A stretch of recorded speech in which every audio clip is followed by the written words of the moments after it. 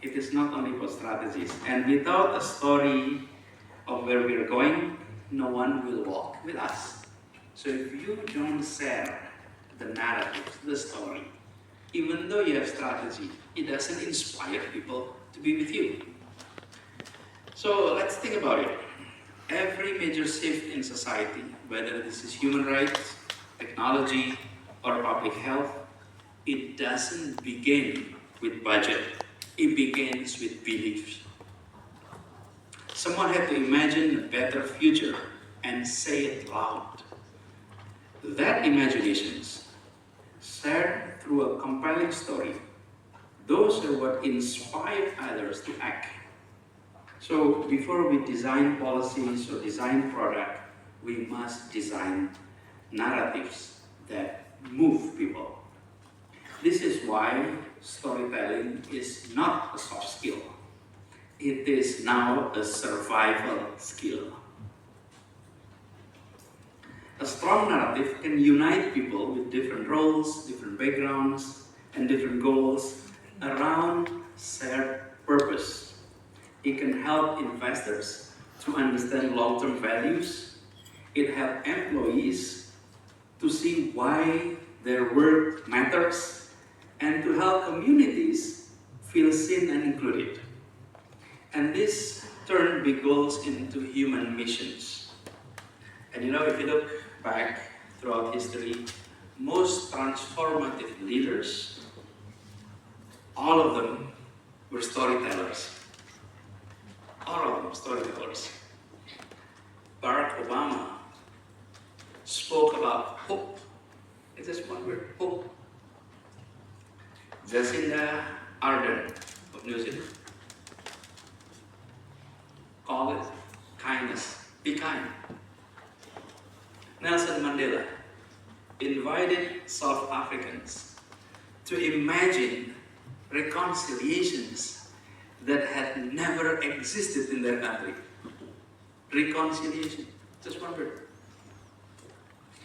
These weren't just speeches. They were invitations to walk into a different future, and they walked into the futures together. So today we face our own invitations. What is that?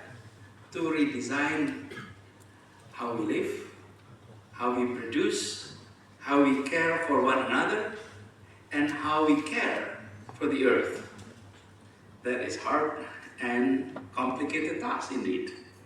But it begins, as always, with story that is told with honesty, with shared values and caring. So narratives precede change. In the decades that will define our century, the futures belong to those who can tell a story worth believing in. So for all of us, we need to be storytellers. Now, why narrative leadership matters in sustainability?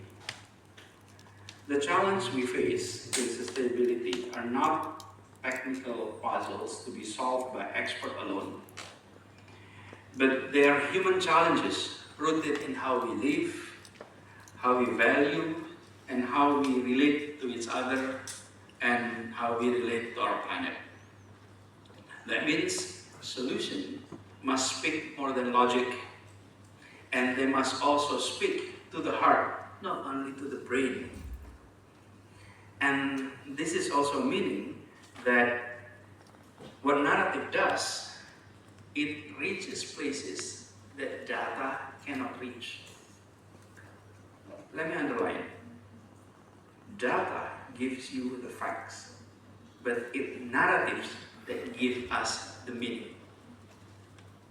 Without narratives, those facts doesn't have meaning, doesn't provoke us to make actions.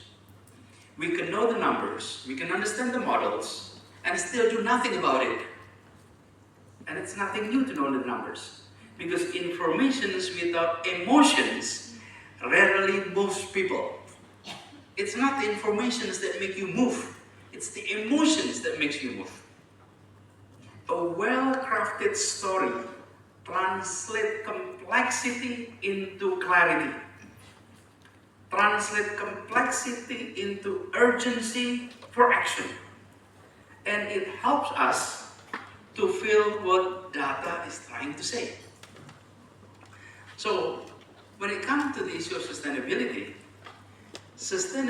effort often involve multi-stakeholders, multiple government, corporations, community, consumers, individuals. All of these stakeholders, each comes with different goals, different language, different fears, different hopes. But the narratives can serve as bridge to allow them to understand each other, to align intentions, and to move forward together. But let me also underline, this is not about simplifying the truth or about making it shareable. When sustainability is framed only in technical terms, give you an example, carbon target, ESG metrics, regulatory compliance, it can feel so distant and just simply measures of obligations to do.